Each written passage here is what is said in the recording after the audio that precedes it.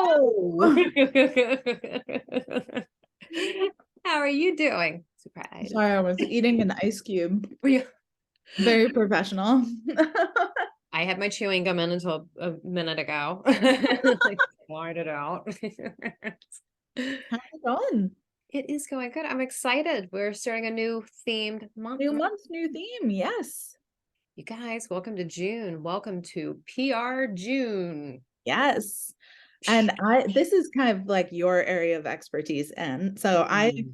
I'm a total kind of newbie to all of these concepts, and I probably am doing a lot of them without even knowing I'm doing them. So You are. I'm looking forward to you taking us through this a little more and kind of breaking down PR for us. But this episode, we're talking about the difference between PR and marketing. Yes.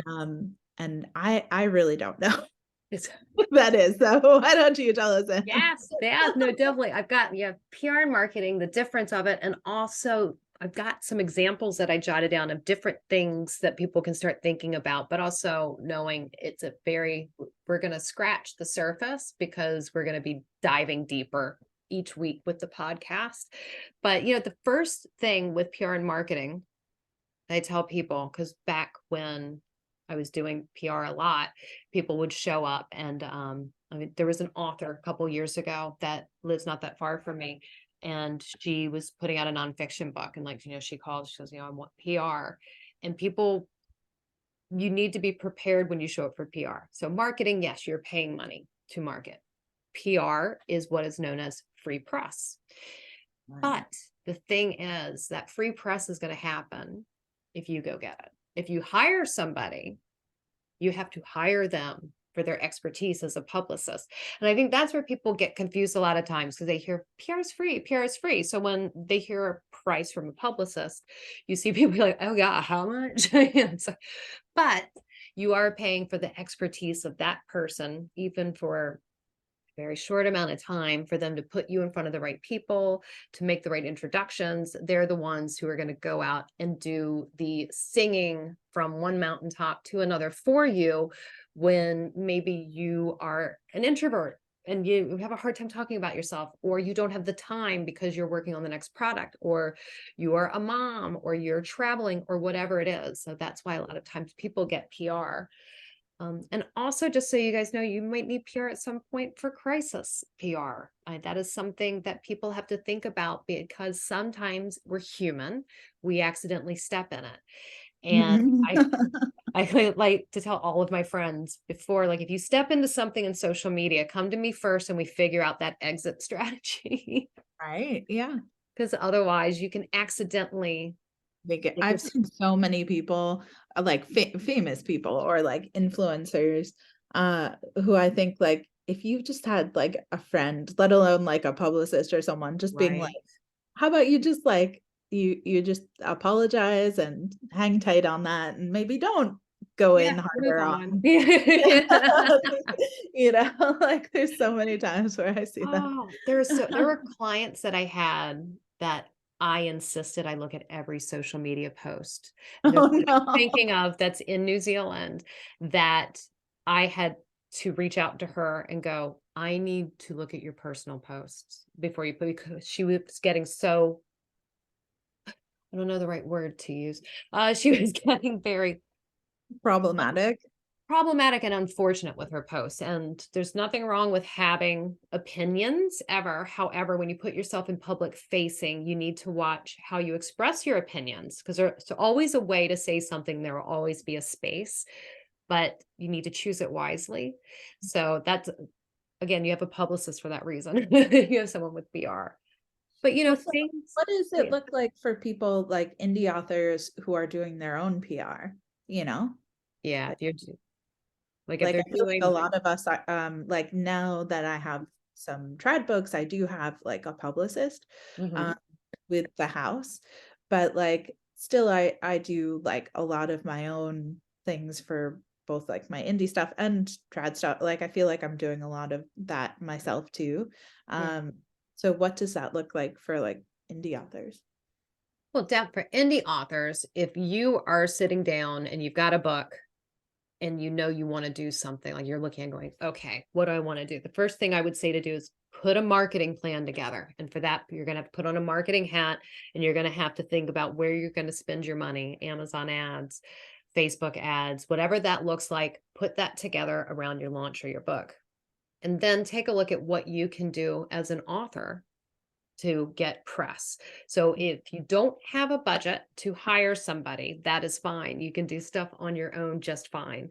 One way to do things, what kind of events can you hold on your own? Because Mm, you can go to a library and talk to a library. You're mm, local, you want to do an event. Your library is going to get behind you. If you're in a writers group or some type of author group in your town or your city, you can even talk to people there, and you might be able to find a couple other authors that would want to do like an evening Q&A with these authors at the library, and you can make it like a collaboration. You can go to bookshops, both independent bookshops or the big guns like Barnes and Noble. Like those folks that are around the world, they love opening their doors for authors of all kinds. And I've seen them do it for authors that are just getting started as well as for the big ones. So it's mindset, I feel, at a certain point, because you're holding your book. Because, and you guys, I'm going to say that because I wasn't doing PR until I started writing, because I had to do my own, and I had done it for other people and had helped and had done marketing, but I really leaned into PR when I had to start speaking up for myself. So you can do it. We just have to be super realistic about how we are doing it. So, going out to schools, that's another one. Go to schools. You can find places yeah, like give if you support. write the right stuff. If you write, depending on what you write. If you're writing like a really Asterisk. good, yeah, I'm just gonna hop in there. I'm actually, not all taking of my these will have books an to schools. asterisk, because if it's not relevant, if you're going in with your erotic to a high school, then you know what? I can't help you. Yeah, yeah. No one can help you. I could Uh, just see people being like, "And said to go to schools." I'll go to the school with this. Yeah, no, no, no. Like, have you written a kid's book? Go to the elementary school. Have you written a book about prom? It's like it's a nice But that being wholesome said, book. there are a lot of, like, adult cons and, conferences and, like, There are meetups and clubs and things. so A many. spicy, spicy book would be the perfect place to, There are a lot more erotic bookshops and spicy. And again, too, it doesn't even necessarily have to be a bookshop. And I'm going to use my own first launch as an example. So with Rum Punch Regrets, which was my first book, I wanted to do something, but little fish, big pond, trying to figure it out. There is a store that I really loved on Ventura Boulevard in Studio City. And I went into Mimi and High and chatted with the owners and said, I wrote a book and I want to throw a party. I'll be able to get people in here that'll spend money. I'm going to set up in the back. We'll get somebody to come in and do music. We'll have a DJ. I'll get some food and drinks. And we came to a really great agreement. We also brought in a charity element as well. I was working closely with Lupus LA at the time. And so I agreed to give a percentage of my profits made that day to Lupus LA. So the charity group came along, and so we had in this tiny shop on Ventura Boulevard, we packed it out on the day and we raised so much money. I sold books. I launched a charm line that day as well. They were thrilled because they had a great day behind the counter. But you go in with the design and going, here's what I want to do and what I see, and come in and bring them in, like have them buy into what you're seeing in your head, because you can do that. Like it's a collaboration. So then they got my people that I brought in, but then I had my name, my book, and my event on their newsletter going out to all of their customers.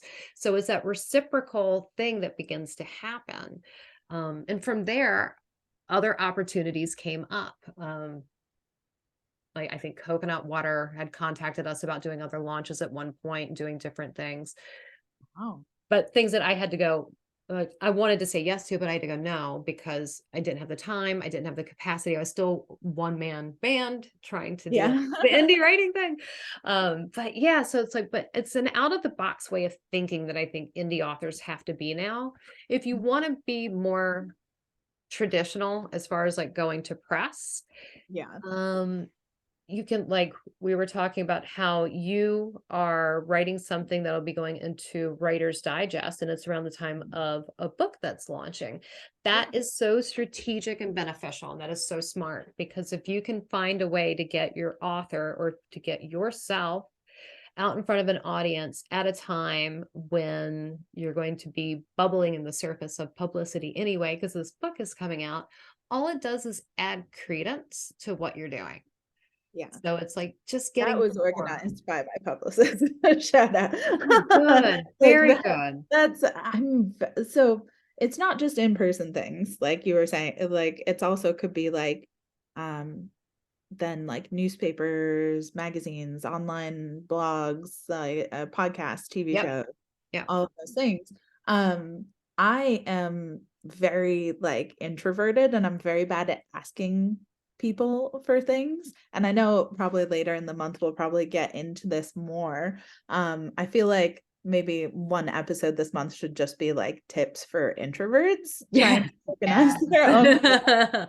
Um, but I like for me, doing like podcasts or doing, like some sort of like guest feature on people's blogs and stuff, like I feel like that is something I feel more confident in than like organizing events and things. Usually I'm the one who like gets like I'll tag along if like other authors are doing an event, and if they invite me, I'll be like, okay.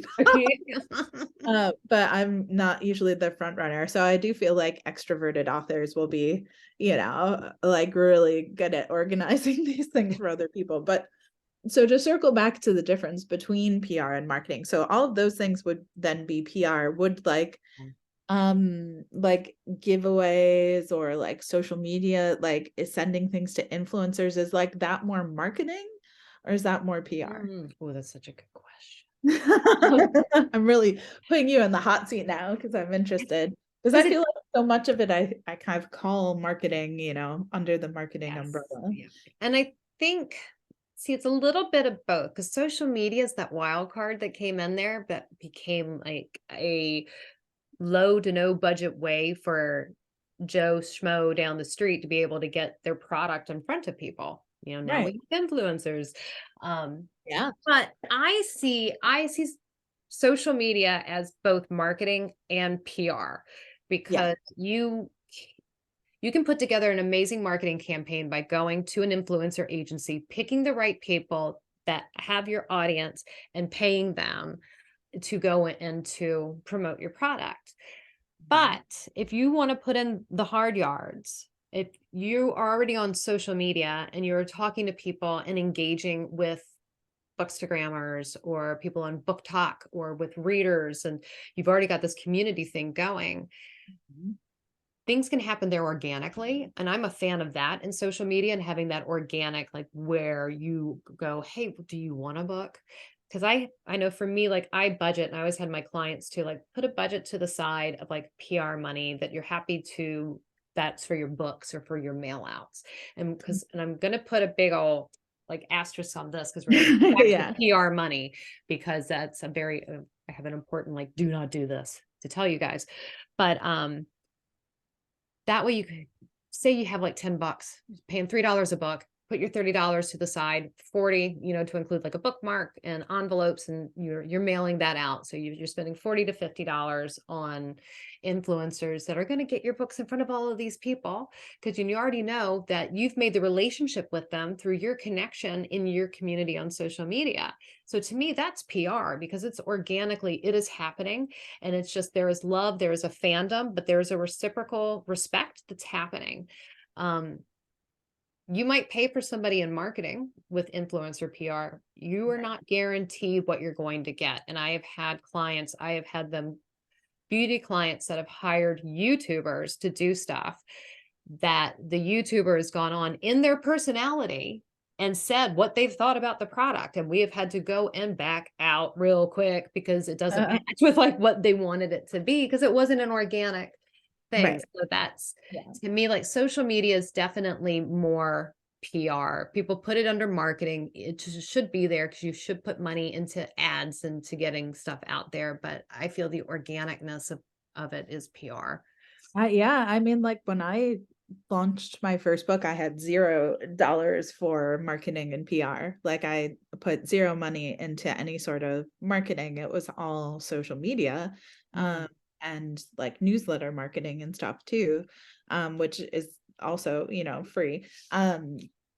And but it is kind of like PR in a way when you like a lot of times I would just say like to people like you want to do a live with me and we can just like chat on TikTok, yeah. and if they have an audience of people who also might like the kind of books I read, then like win-win. Or maybe it was someone who read my book and really liked it and I'd be like, you want to like do a live and we can talk about it or something.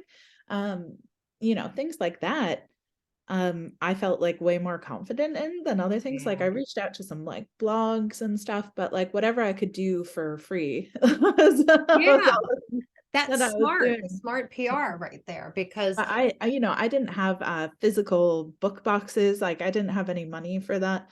But I would send an ARC to anyone who wanted it. I was like, if you want have an it, have it, e-copy of have this, it. you have it, you have it, you have it, anybody who wants it. And I would just write all of these like free novellas for my newsletter and stuff because I wanted to give people something. Um, so it was like, um there's definitely ways you can like do that kind of marketing PR on a small to no budget too. But I feel like, and this might be a topic that we'll have to get into in a different one too, is like the kind of authors behaving badly side of that, where you do see a lot of people who are like kind of aggressive in the way that they go about trying to like get something from people, and it turns from like I'm giving a gift to someone and that they might read it and they might review it to Mhm. like you owe me something. Like there's been a Yes. lot of drama around this recently, but this sense of like entitlement and ownership of like you owe me this review and you have to talk about this product. And some authors I've had um be like, I've said like, no, I don't have time to read that, or like I'm sorry I can't, whatever, and they'll just send me stuff anyway.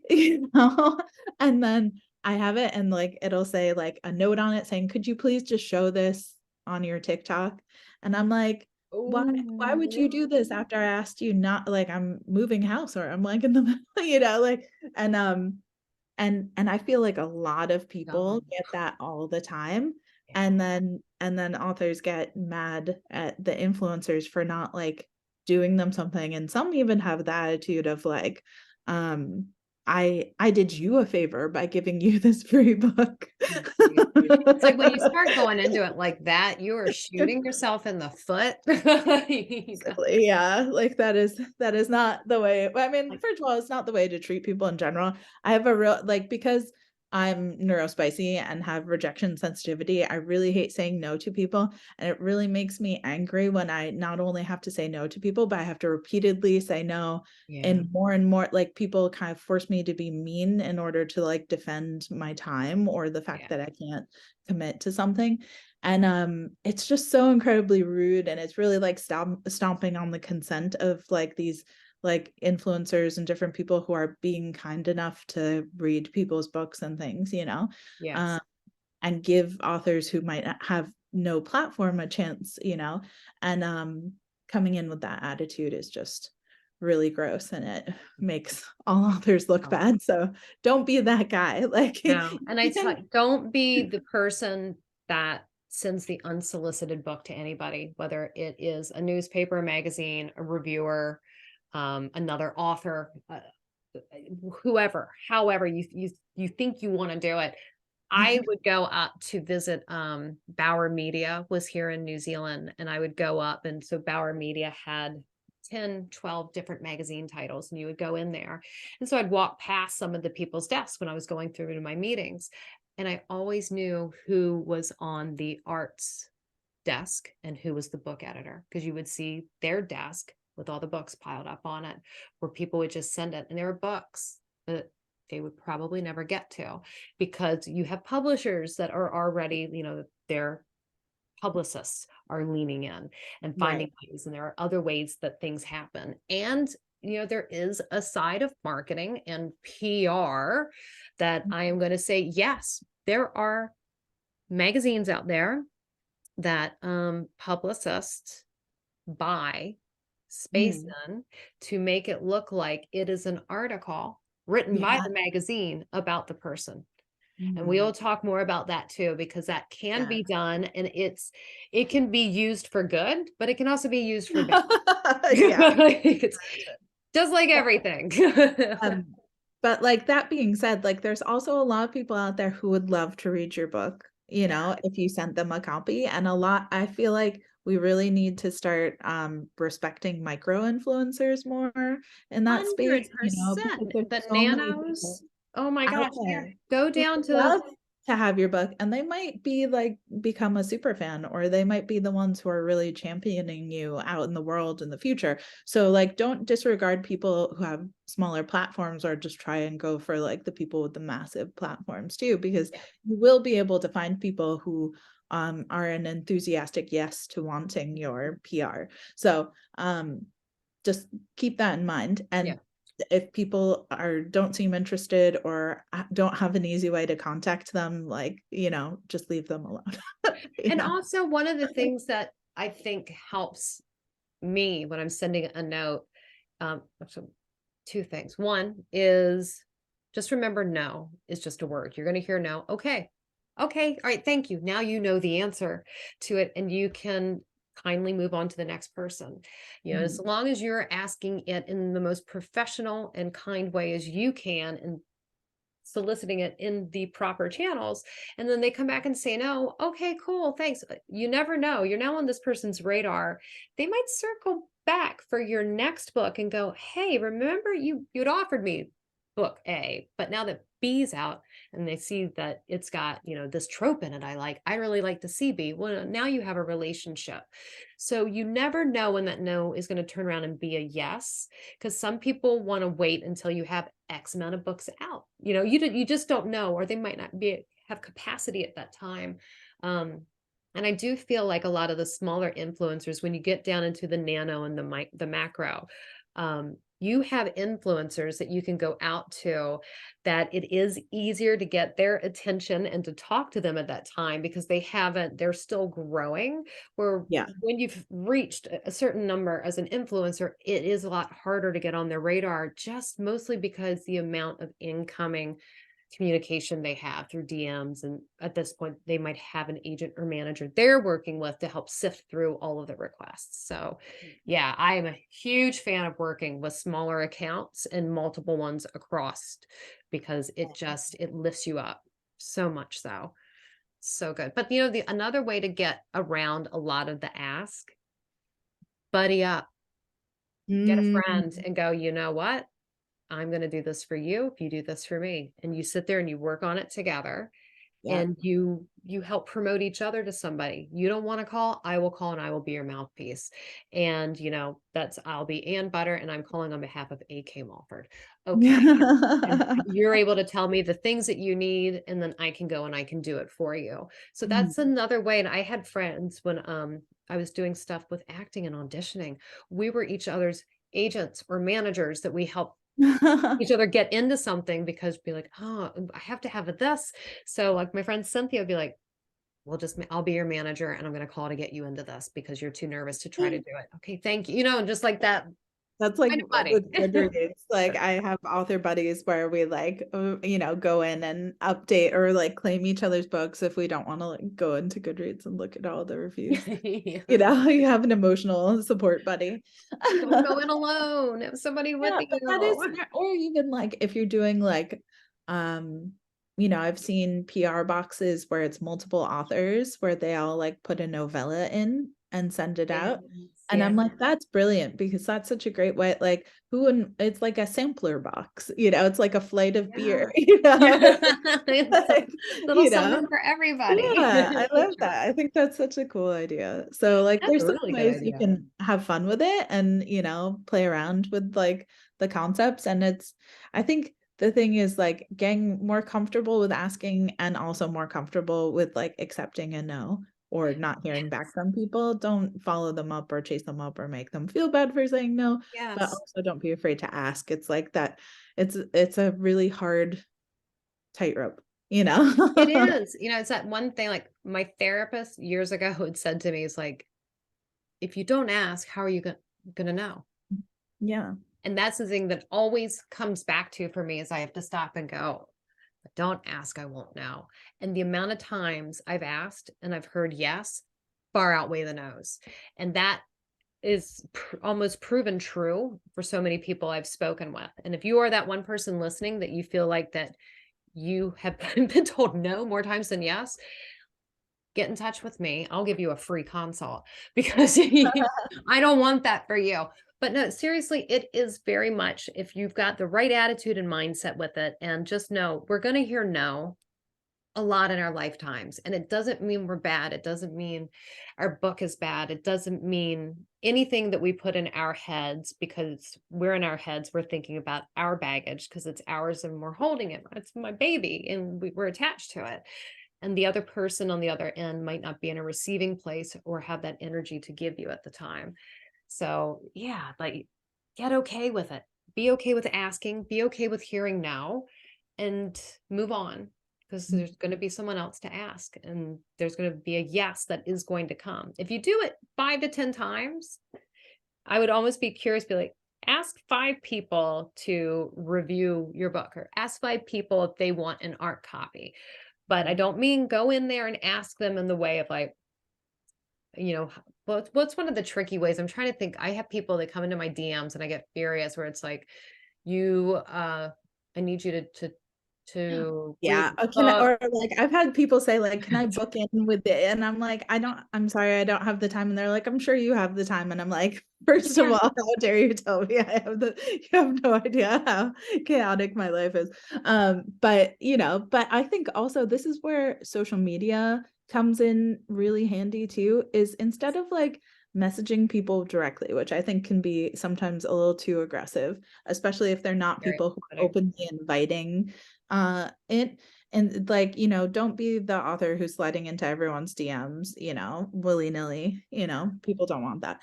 But if you're posting content that's like, my arcs are out, you can sign up in this link in my bio, like posting on social, showing cool graphics, sharing quotes and saying arcs are coming out soon, Yes. like on the list.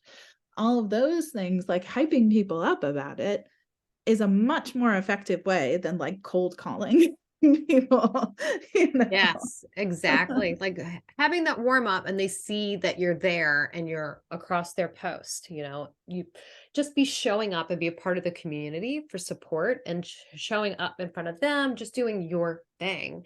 And it's all going to happen organically at some point. But I'm excited to talk more about this there's month just there's because just too much to talk about with it. I get into such a rabbit hole with PR because you can go like, how long's a piece of string?